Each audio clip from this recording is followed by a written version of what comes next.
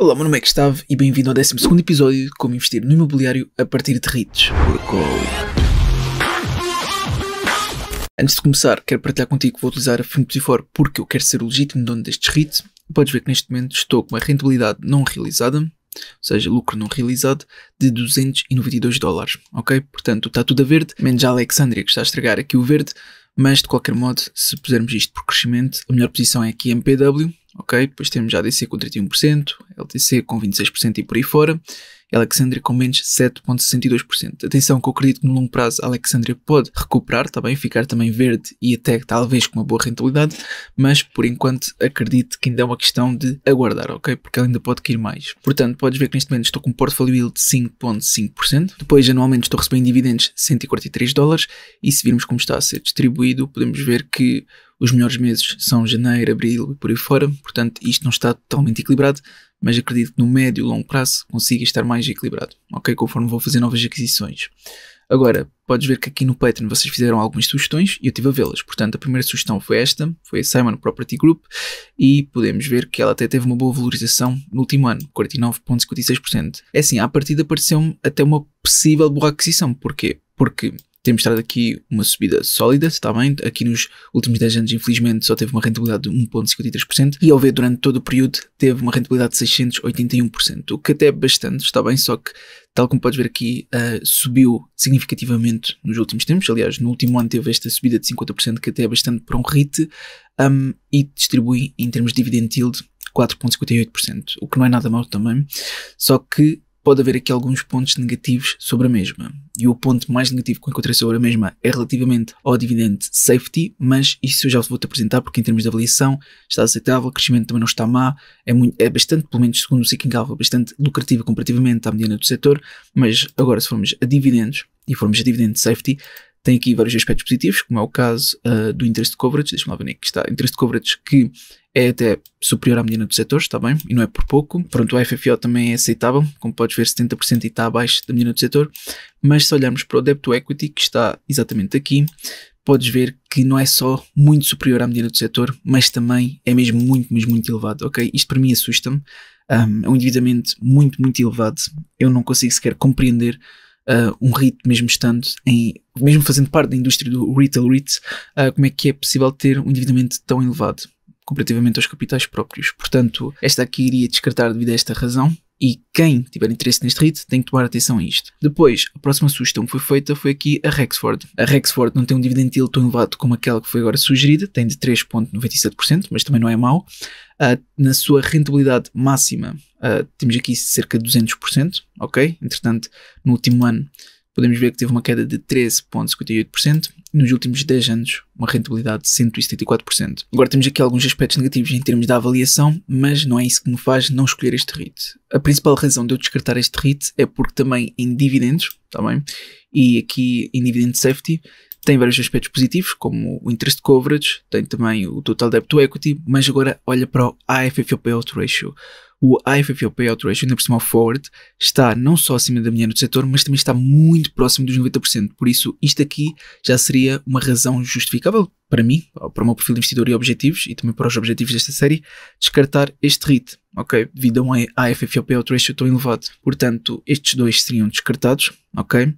E a verdade foi feita mais uma sugestão, mas já passamos a ela. Agora quero-te apresentar aqui também os REITs com maior capitalização de mercado cotados em bolsa, sendo que em primeiro lugar está a Prologis. Só que não é por ter uma maior capitalização de mercado que está a um bom preço, porque pode estar muito sobrevalorizada e depois tu tens aqui prejuízo com a mesma, por isso tens de ter atenção a isso. É ter atenção a isso, ou seja, a capitalização de mercado, e a mesma coisa se aplica para as empresas ou REITs que têm um dividend yield muito elevado. Porquê? Porque pode ter 10%, 20% de dividend yield, mas se estiver continuamente a desvalorizar, então pode não compensar. E atenção que, por exemplo, ter um dividend yield, vamos supor assim por exagero, de 90%, e a mesma desvalorizar 90% não é igual, entendes? Ou seja, tu não estás no break-even. Desvalorizar 90% é sempre muito pior do que uma rentabilidade de 90%, entendes? Portanto, não compares de igual para igual porque não é, ok? Por isso tens que ter muita atenção. Se a mesma estiver continuamente a desvalorizar e a pagar bons dividendos, então pode não compensar de todo. Portanto, vamos evitar isso. Aqui também estive a ver o top dentro do Seeking Alpha de REITs que eles consideram segundo a sua classificação quantitativa, está bem? Portanto, está aqui o top, mas mesmo assim isto é segundo o Seeking Alpha. É claro que isto pode não estar tão correto, mesmo que eles deem uma boa classificação. Depois eu também estive a ver o top Retail REITs, estive a ver o top de REITs diversificados e também Multifamily Residential. Agora, isto aqui ajuda-me a ter uma noção, mas eu utilizei e que agora também tenho o plano premium, que é relativamente ao AllREIT. Podes ver aqui no AllREIT que esta página que está escondida das estatísticas mostra a percentagem que as pessoas têm, pelo menos do respectivo REIT no portfólio, ou pelo menos carteiras públicas, estamos a falar de fundos de investimento e tudo mais, que têm na sua carteira, ou então os utilizadores mesmo neste site. Portanto, aqui a maior parte dos utilizadores tem a Realty Income, a 60,97%. Agora, é claro que a Realty Income é um no-brainer, está bem? Mas pode haver melhores aquisições que a Realty Income. Eu sei que existe quem adquira todos os meses a Realty Income, independentemente se ela está cara, barata, etc. Porque acredita que ela tem potencial para o longo prazo e até pode ter, mas eu, pelo menos, o que tento fazer é que para o respectivo mês, que neste caso estamos em dezembro, tento adquirir aquele REIT que eu acredito que seja o melhor, independentemente se é Realty Income ou outra qualquer, para o meu perfil de investidor e objetivos. Portanto, aqui mostra-te a classificação com base nas percentagens que existem em carteira, ok? Portanto, aqui consegues ver quais são os mais populares e talvez haja uma razão por detrás disto, quer dizer que algumas, ok, sendo mais populares, podem ter mais potencial ou também não, tá bem? Porque as mais populares também podem significar que são mais faladas, etc. E simplesmente as pessoas, pronto, tentam adquirir mais vezes essa porque é as mais conhecidas. Pronto, de qualquer modo, eu estive a ver isto, estive a ver aqui todos os setores, está bem? Portanto, aqui no plano premium eu consigo ter direito a ver os setores todos e aqueles que me chamaram mais a atenção foi principalmente o diversificado, ok? Portanto, aqui no diversificado estive a ver aqui os REITs que têm o maior dividend yield, mas também considerando o price to earnings ratio, ver se está cara ou barata e se está bem classificada pelo AllREIT, ok? Sendo se estiver bem classificada pelo AllREIT está aqui a verde, se estiver mais ou menos está a laranja, amarelo, e se estiver mal classificada está a vermelho, portanto queremos evitar talvez o que está a vermelho. E depois aquilo que chamou mais atenção foi a AHH, ok? Aqui diz que tem uma classificação de A- em termos de avaliação, crescimento de A-, não é muito lucrativa, mas neste último ano teve apenas uma rentabilidade de 2,31%. Nos últimos 5 anos teve uma queda de 38%, nos últimos 10 apenas uma rentabilidade de 18,18% e nos máximos até teve um prejuízo de 4,74%. Portanto, esta aqui decidi descartar porque, entretanto, para este mês encontrei, na minha opinião, melhores para o meu perfil de investidor. Por isso vi também a Residential, ok? Aqui na parte do Residential temos que ter atenção porque o dividend yield não é muito elevado, portanto as que têm um melhor dividend yield aqui no AllREIT começa pelos 7,51% e vai para os 4,29% logo em segundo, portanto é pouco, mas também dá para entender a média aqui, ok? Aqui está a média do respectivo setor, portanto estive a ver mais, vi aqui mortgage e podes ver que tem um payout elevado, debt to asset, pronto, também negativo segundo eles, aqui um yield, ok, muito elevado, mas depois tens outros aspectos negativos e podes ver que há aqui vários, está bem? Por isso eu dou-nos aqui 36, começa nos 21,66%, portanto aqui muitos têm um dividend yield bastante elevado, ou seja, a média dá 11,21%, só temos alguns a verde, muitos deles estão amarelo, laranja e a vermelho, e aquele que mais se destacou dentro destes que estive a ver foi este, ou seja, foi o IIVR, que é o Invesco Mortgage Capital. Aqui não dá uma grande classificação, tanto no SA Analyst, Wall Street, etc. Nem sequer tem uma classificação quantitativa. É claro que tem um dividend yield muito elevado, mas se formos aqui a dividendos, e aqui em Dividend Safety, até acredito que nos falta informações. Exato, falta bastante informações, mas daquelas que temos, conseguimos perceber que, por exemplo, o Total Debt to Equity é mesmo muito elevado comparativamente à mediana do setor. Pronto, para além de falta informações, por isso também tive que descartar este. E depois fui parar aos escritórios. Os escritórios, como tu sabes, é um setor dentro dos REITs que não me agrada muito, porque vamos imaginar que existe novamente uma pandemia, ok? E todos ficam clausurados, deixam de ir aos escritórios, começam a trabalhar em casa, então este tipo de REIT vai começar a ter prejuízo, e não é pouco, portanto, não é aquele tipo de REIT, ou seja, não é o setor que mais me agrada, mas dentro daquilo que eu estive a ver, ok? Que eu tive aqui a ver várias, são 19 REITs, sendo o dividend yield médio 8,29%, e até está aceitável em termos do resto. Houve aqui uma que se destacou e que por acaso foi sugerida por um patrono. E qual foi essa? Foi a KRC. a Kilroy Realty Corporation. Portanto, vamos passo a passo. Começo com o dividend yield, que é de 5,20%, que até não é nada mau. Teve uma rentabilidade no último ano de 24,68%. Nos últimos 10 anos teve um prejuízo de quase 40% e nos máximos teve aqui uma rentabilidade de apenas 62%, sendo que agora parece mostrar, ou parecer que está a começar a recuperar, está bem? E se realmente chegar aos seus máximos, até pode ter aqui uma boa valorização, sendo que, repara, se neste momento está nos 41,53 e os seus máximos foi aqui próximo dos 80, aliás foi um bocadinho superior, foi 85,25 aproximadamente, que até é bastante elevado. Se algum dia chegar lá, então ainda estamos a falar de uma rentabilidade até bastante elevada. Isto só algum dia chegará mesmo, não estou a dizer que vai chegar, mas se chegar é uma rentabilidade até bastante elevada. Depois, em termos de dividendos, o que é que nos apresenta? Vamos ver o dividend safety. Então, antes de vermos o dividend safety, pronto, confirmar que realmente o dividend yield é 5,20%, o payout ratio não nos interessa porque queremos ver o IFFO payout ratio, tem crescido os seus dividendos há 8 anos consecutivos, a taxa de crescimento é baixa, nos últimos 5 anos tem sido apenas de 2,82% anual, e se formos aqui a dividend safety, conseguimos ver que o interest coverage é superior à média do setor. Não é muito superior, mas é superior. Depois, em termos de total debt to equity, está aceitável, apesar de não ser muito bom, está aceitável.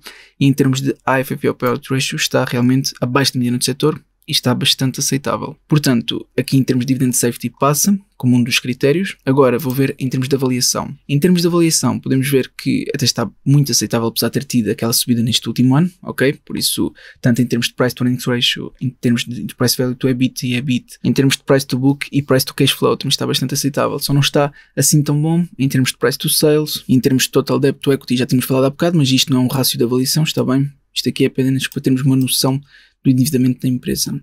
Ok, mas eu pelo que estou a ver, mesmo em termos de price to IFFO, está bastante aceitável, por isso, em termos de avaliação, é por isso que deram aqui um B. Depois também temos com base no SA Analyst, Wall Street e Quantitative classificações fortes, por isso isto é um aspecto positivo.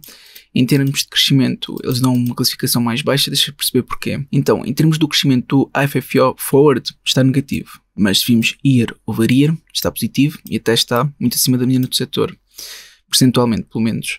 Depois, crescimento do EBIT, onde é que está? Aqui está. Portanto, crescimento do EBIT também está negativo. Agora já estou a compreender porque é que ter uma classificação pior. Depois, em termos de crescimento do EBITDA, também está negativo, seja em forward ou year over year. Portanto, pronto, eu vejo aqui alguns aspectos negativos, tanto em termos de crescimento dos seus rendimentos, crescimento do return on equity, também continua aqui negativo, por isso esta empresa pode estar estagnada ou até ligeiramente em declínio. Agora, o que acontece é que não é por estar assim neste momento ou ter estado no passado que não pode mudar no futuro, ok? Se eventualmente está a recuperar, por alguma razão é. Depois deixa-me ver o quão lucrativa é a empresa. Aqui dá um A menos, portanto, ok, eu vou começar pela margem, deixa-me lá ver, margem de net income, por isso deixa-me lá ver, net income margin, deixa-me lá ver se encontro, que agora estou perdido. Pronto, net income margin está aqui, ou seja, está acima da média do setor, boa. Depois em termos de return on asset, também está aceitável, return on equity também, return on total capital, é que está ela por ela, mas mesmo assim não está assim tão mal. Depois, em termos de margem de EBIT e EBITDA, também está acima da mediana do setor, não por muito, mas está acima. Portanto, em termos do quão lucrativa é a empresa, não está muito mal. Agora, passando a outras fontes, vou utilizar aqui o Guru Fox. Aqui no Guru Fox podemos ver que dá uma classificação de 76 em 100, ok? Portanto, se eu for aqui ver, dá uma classificação de 4 em 10 para a saúde financeira, de 8 em 10 para o quão lucrativa é a empresa, de 3 em 10 para o seu crescimento, por isso já vimos que o ponto mais fraco desta empresa é o seu crescimento. Do valor da mesma dão de 6 em 10, ou seja, relativamente ao seu valor justo, e 10 em 10 para o momento. Agora, se eu olhar aqui para o valor justo, realmente eles dizem que está praticamente dentro do seu valor justo, ou até um bocadinho sobrevalorizada por 8,12%. Se utilizarmos outras fontes, como é o caso do Finbox, ok, aqui eles não nos deixam utilizar o DDM Stable Growth nem Multistage, dizem que está enviesado, portanto podemos ver qual é que daria os resultados, mas não podemos utilizá-los, portanto aqui diz que existe um prejuízo de 65% e aqui de 80%, mas eles dizem que aqui está enviesado, portanto não podemos utilizar estes modelos, portanto podemos apenas utilizar, os mais indicados é o Price to FFO Multiples, Price to FFO e Price to IFFO, portanto vou utilizar estes dois, e aqui diz que existe uma possível valorização de 16% comparativamente a estas empresas, e aqui, ou seja, utilizando os múltiplos com base no Price to FFO, uma possível valorização de 3,50%. Ok, não é muito elevado, e o que é que o Simple Wall Street nos diz? O Simple Wall Street diz que está subvalorizado por quase 30%, portanto, se eu fizer aqui as contas na calculadora no instante, E atenção que isto é um cenário mais otimista, estamos a falar de aproximadamente, então só para ter uma noção, 41%, ou seja, vezes 100, 41,46% aproximadamente, portanto não é muito, está bem, mas isto também é um cenário mais otimista. Depois, em termos de crescimento, podemos ver que está negativa em termos de projeções anuais relativamente ao crescimento dos seus earnings, portanto já vimos que o crescimento realmente não é o ponto forte, mas até me está a surpreender nas projeções anuais do crescimento dos rendimentos, porque está superior à indústria. Só não está superior ao do mercado, mas está superior à indústria, e sendo que a parte do crescimento seria o ponto mais negativo desta empresa, até me surpreende que seja superior à da indústria. Portanto, agora vou ver aqui em termos de saúde financeira, tem ativos correntes superiores aos passivos correntes e ativos não correntes muito superiores aos passivos não correntes. Portanto, isto é um aspecto positivo. Agora, se virmos em termos de debt to equity, conseguimos entender que eles já tiveram aqui uma divergência maior, já tiveram um debt to equity de 69% aproximadamente e agora está cerca dos 90%. Mas conseguimos também ver que já está a começar a divergir em vez de convergir, por isso podemos ver que aqui o endividamento parece estar a começar a descer e os capitais próprios, pronto, estão mais ou menos estagnados. Mostra aqui um pequeno declínio, mas pronto, o declive está negativo, mas só que é mesmo muito ligeiro. Se o endividamento começar a descer como parece estar a começar aqui, então significa que eles ainda podem aumentar esta diferença. Pronto, e depois também podemos ver que houve bastantes vendas por parte dos insiders. Isto pode ser visto como um ponto negativo, está bem? Mas para vermos informações mais concretas, conseguimos ver neste site. Portanto, aqui conseguimos garantir e ter a certeza que houve realmente empresas, insiders, que venderam uma boa quantidade de ações. Está bem? Portanto, aqui consegues ter uma noção exata daquilo que foi vendido e por quem. Depois aqui no Stock Rover diz que existe apenas uma margem de segurança de 3%, sendo o Value Score de 71, Growth Score de 50, mais uma vez, Growth Score o ponto mais negativo desta empresa, Quality Score de 73 e Sentimento de 97. Depois dizem com base na classificação de analistas que é mais, aqui não sei bem se está um buy ou um hold, mas deixa-me cá ver, acho que está mais um hold, por isso dizem que é mais um hold do que propriamente um buy. Depois, com base no Sigma, dão aqui um ponto negativo, que é o declínio do earnings per share. Portanto, tem atenção a isto, dizem aqui também os pontos fortes, mas devemos olhar principalmente para os pontos negativos. Em termos de projeções, só estão positivas em termos de rendimentos, porque earnings per share parece estar aqui a mostrar aqui algum declínio. Net Profit Margin também vemos aqui algum declínio e também em termos de Return on Assets também vemos aqui algum declínio, por isso aqui não dão projeções muito otimistas para este REIT, aqui no Sigma, ok? Depois no Alpha Spread diz que está subvalorizada por 6%, no melhor cenário diz que está subvalorizada por 27% e no pior cenário diz que está sobrevalorizada por 10%. Depois aqui no Stock Rover diz que é mais um hold do que propriamente um buy, sendo que dá um possível downside de 5,06%.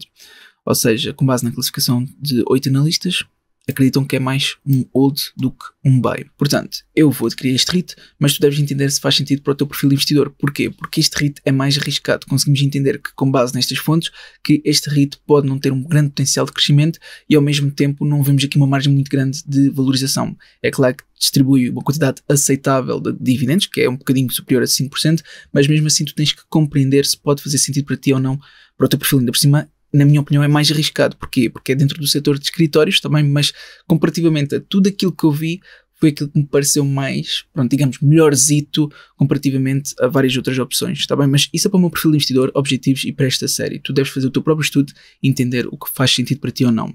Agora, eu vou fazer esta aquisição. Aliás, se o mercado tivesse aberto, que não está, ainda faltam umas horitas para abrir, mas sim, vai ser aqui a KRC. Portanto, eu vou procurar por KRC, deixa-me lá ver o que é que aparece. Está aqui Kilroy. Pronto, o mercado está fechado, por isso eu não consigo fazer a aquisição e por isso a minha única alternativa é aguardar. Até já. Muito bem, o mercado já está aberto e vou fazer a minha aquisição. Neste caso é KRC.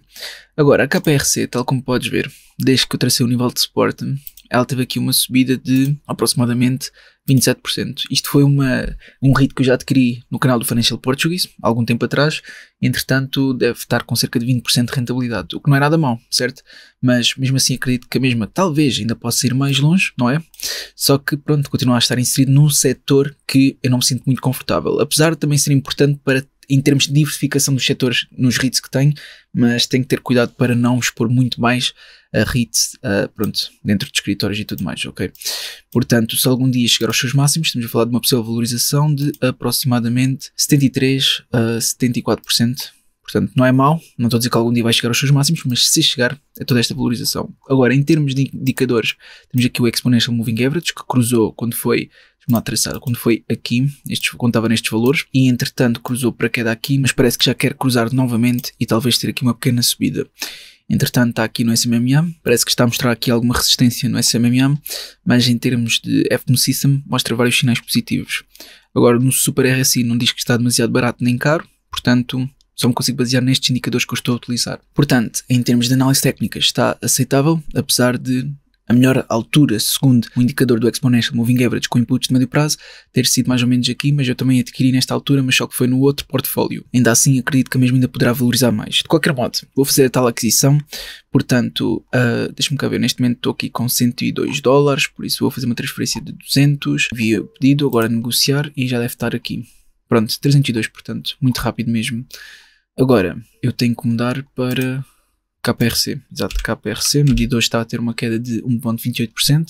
Atenção que a mesma ainda pode cair mais, ok? Se entretanto chegar novamente a este nível de suporte, estamos a falar de uma queda de sensivelmente 20%. Portanto ainda é uma queda significativa, correto? Por isso tens de ter atenção e cuidado e fazer o teu próprio estudo, porque eu estou a investir para longo prazo, para mim é aceitável e estou confortável se a mesma tiver uma queda de 20%. Ou até se a mesma chegar a este nível de suporte, que vou agora traçar só para teres uma noção, se chegar a este nível de suporte, eu também consigo aceitar e talvez até reforçar quando chegar aqui. Portanto, se ela atingir este segundo nível de suporte, vamos falar de uma queda de quase 40%, que é bastante significativo. Eu vou até adicionar aqui um alerta de preço, pronto, caso atinja este nível, e assim talvez reforçar ou atingir estes valores, se entretanto cair até aqui, ok? Só estou aqui a imaginar alguns cenários.